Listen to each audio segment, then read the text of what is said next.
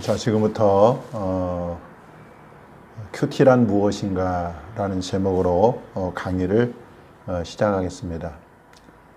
지난 주일날 큐티 강의를 했는데 사실 한 번 들어가지고는 잘 모르거든요. 그래서 반복해서 우리가 들어야 됩니다. 그래서 이제 이 동영상을 제작해서 계속해서 이제 반복적으로 우리가 큐티에 대해서 익혀가지고 큐티가 매일의 삶 속에서 나의 그 일상이 될 수 있도록 또 그것이 습관이 될 수 있도록 우리가 우리 삶에 적용하는 게 굉장히 중요하거든요. 자, 그러면 오늘 이 큐티란 무엇인가에 대해서 한번 시작을 하겠습니다. 큐티란 영어 quiet time의 알파벳 첫 글자를 따서 큐티라고 합니다. 이것을 굳이 한국어로 번역을 하면 조용한 시간이라는 뜻을 가지고 있습니다. 그 다음 보겠습니다.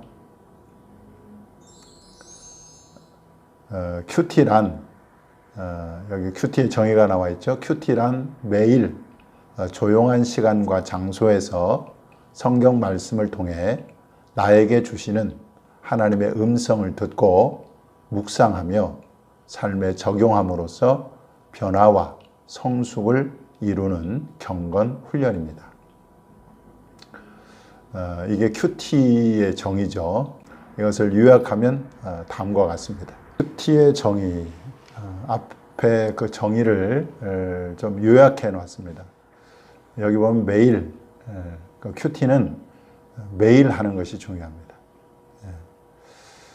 우리가 매일 그 하루 세 끼 밥을 먹는 것처럼 하나님의 말씀을 매일매일 먹어야 되는 것이 굉장히 중요합니다. 그 다음에 조용한 시간과 장소를 정해서 큐티하는 것이 중요합니다.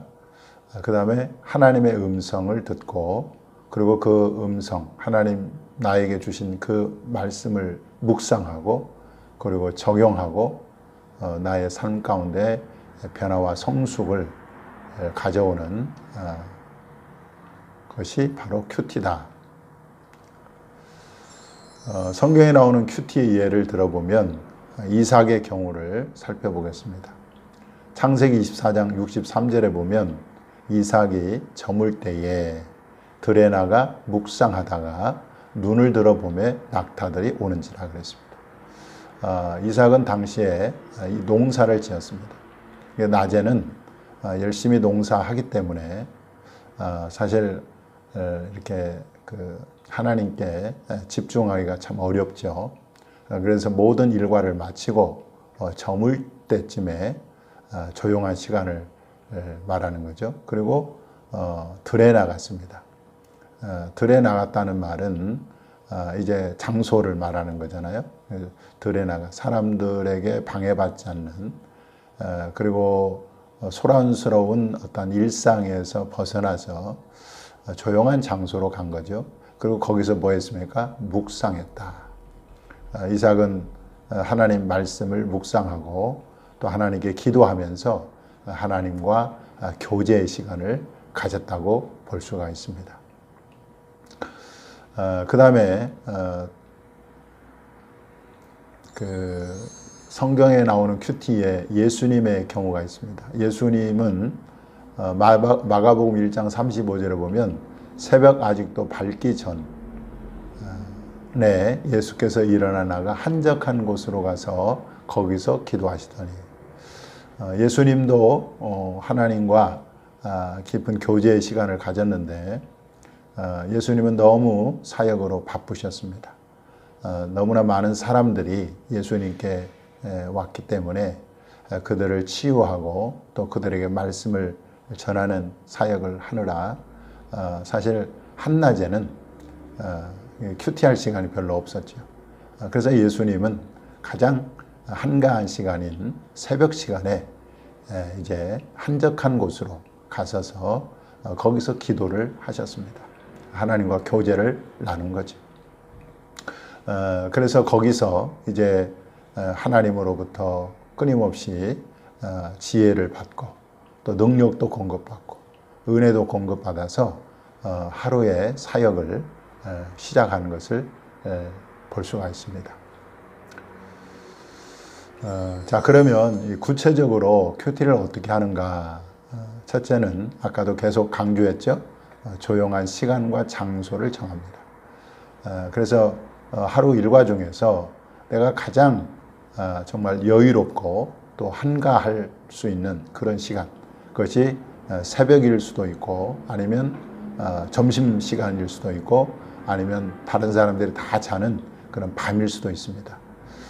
아무튼 다른 사람에게 방해받지 않는, 그리고 하나님의 말씀에 집중할 수 있는 그런 시간, 장소를 정하는 것이 굉장히 중요합니다. 그 다음에 두 번째로는 오늘 읽을 말씀을 피죠. 그래서 우리가 그 큐티 규제로 지금 사용하고 있는 주만나 큐티, 오늘 읽을 말씀을 이제 피게 됩니다. 그 다음에 세 번째로는 말씀을 읽기 전에 먼저 기도하십시오. 그래서 그 기도하는 이유는 정말 하나님 말씀을 받을 마음의 준비를 하는 것입니다. 하나님 말씀을 읽을 때에 저에게 말씀해 주십시오. 그리고 말씀을 깨닫게 해 주십시오. 이렇게 하나님께 기도로 시작하고 말씀을 읽을 때에 하나님께서 우리에게 지혜를 주시고 또 그 말씀을 들을 수 있는 귀를 열어주시는 거죠. 그 다음에 네 번째로는 천천히 두 번, 세 번 정도를 읽습니다. 한 번 읽어가지고는 잘 이해가 안 가요. 그래서 두 번, 세 번을 천천히 한번 읽어보면 어떤 일이 생기느냐. 자, 다음 보면 말씀을 읽을 때 마음에 와닿는 말씀이 있습니다. 마음에 와닿는 말씀. 거기에다가 이제 밑줄을 그으면 됩니다. 마음에 와닿는 말씀이 바로 오늘 하나님께서 나에게 주신 음성인 것입니다. 그래서 하나님의 음성은 뭐 신비한 어떤 음성으로 이렇게 들리는 게 아니에요. 하나님은 기록된 말씀을 통해서 우리에게 말씀하세요.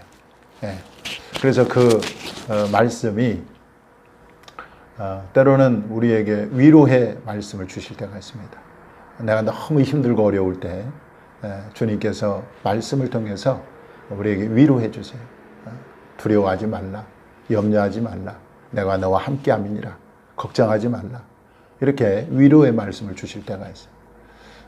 또 때로는 소망의 말씀을 주실 때도 있습니다. 앞으로 내가 너를 크게 사용하리라.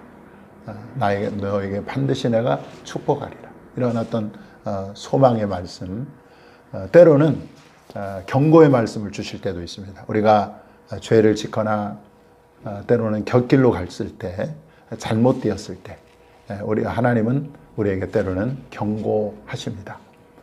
사랑하는 자녀에게 매를 대는 것처럼 하나님도 우리가 잘못된 길로 가거나 죄를 지을 때 말씀을 통해서 우리에게 경고하시죠. 그럴 때에 우리는 회개하면 됩니다. 하나님, 내가 잘못했습니다. 주님 용서해 주세요. 그렇게 이제 그런 말씀이 있습니다. 또 어떤 생각을 주실 때가 있어요. 마음에 어떤 생각, 또 감동을 주실 때가 있습니다. 자, 그 다음에 다음을 보겠습니다. 여섯 번째 보면 왜 하나님이 그 말씀을 나에게 주셨는지 깊이 묵상을 하는 겁니다. 묵상한다는 말은 그 마음에 와닿는 말씀을 곱씹어서 생각해 보는 거죠. 왜 하나님께서 나에게 이 말씀을 주셨을까? 이제 하나님께서 주시는 그 말씀을 이제 오늘 나에게 영적 양식으로 삼고 이제 그 말씀을 부여잡고 이제 기도하거나 또 이렇게 하나님께서 어떤 행동을 이제 촉구하실 때 순종하는 겁니다. 그런데 이제 우리가 큐티를 하다 보면 마음에 와닿는 말씀이 있을 때도 있지만 또 없을 때도 많습니다. 일주일에 뭐 큐티를 했는데 마음에 와닿는 말이나 글이 없다, 말씀이 없다 그러면 그냥 넘어가십시오. 7번째, 하나님께서 주신 마음을 삶에서 실천하십시오. 이것이 말씀을 삶에 적용하는 것입니다. 아까도 말씀드린 것처럼 어떤 회개, 경고의 말씀을 주셨으면 바로 그냥 회개하면 크게 적용하는 거죠. 또 뭐 어떤 것을 하라라는 그런 감동을 주셨으면 즉각 순종하십시오. 그러면 반드시 어떤 열매가 있습니다. 결과가 있습니다. 그것이 이제 간증이 되고 그것이 이제 말씀을 경험하는 것이 되는 거죠. 그래서 야고보서 1장 25절에 보면 자유롭게 하는 온전한 율법을 들여다보고 있는 자는 듣고 잊어버리는 자가 아니요. 하나님께서 큐티 중에 나에게 감동을 주시거나 어떤 생각을 주시거나 또 경고하거나 위로하거나 이렇게 말씀을 주실 때 그 말씀을 잊어버리는 것이 아니라 실천하는 자니, 어떤 것을 행하라고 할 때 그걸 즉각 순종하고 실천할 때 이 사람은 그 행하는 일에 복을 받으리라, 그렇게 말씀하고 있는 것입니다. 그래서 우리가 하나님의 말씀을 읽고 묵상하는 이유는 단순히 지식을 얻기 위한 것이 아니라 그 말씀대로 살기 위해서, 실천하기 위해서 그렇게 큐티를 하는 것입니다. 그렇게 되면 이제 하나님의 말씀을 실제적으로 내 삶 가운데 경험되어지는 그런 일들이 일어나게 되고, 그렇게 되면 우리의 믿음이 확 자라게 되는 거죠.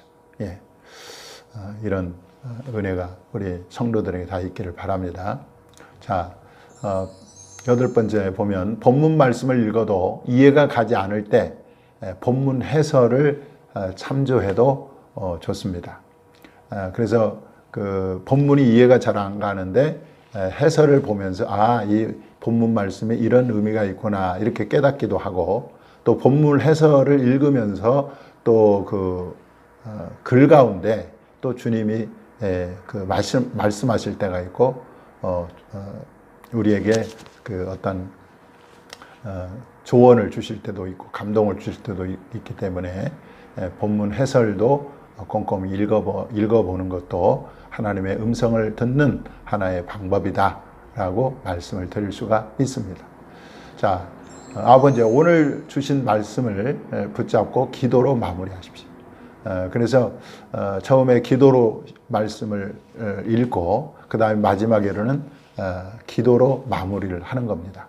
그 기도 마무리할 때 그 말씀대로 순종할 수 있도록 도와달라는 기도뿐만 아니라 여러분의 모든 어떤 기도 제목들 있잖아요. 어떤 문제가 있을 때 그 문제를 놓고 하나님께 기도해도 좋습니다. 그렇게 기도로 큐티를 마무리하시면 됩니다. 자, 그 다음에 10번째로는 꿈꾸는 교회 큐티 나눔 방에 큐티 오케이, 기도 오케이, 성경 읽기 오케이를 올립니다.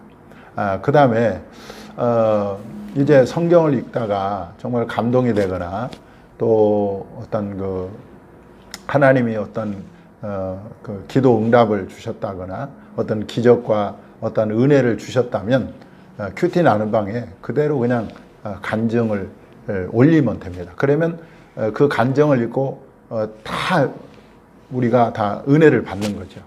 그래서 하나님이 행하신 일을 큐티 나눔 방에다가 올리면 그 은혜가 배가 됩니다.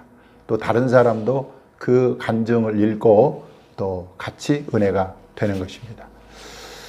성경 읽기에서 때로는 하나님께서 말씀을 주실 때가 있는데 그때는 이제 저 같은 경우는 휴대폰 노트에다가 이제 노트 앱에다가 이렇게 옮겨 적어서 틈틈이 시간 날 때마다 읽고 묵상하면 얼마나 힘이 되는지 몰라요. 얼마나 그 은혜가 되는지 모릅니다. 자, 마지막으로 이제 말씀 묵상에 대한 축복의 약속의 말씀을 읽고 강의를 마치도록 하겠습니다.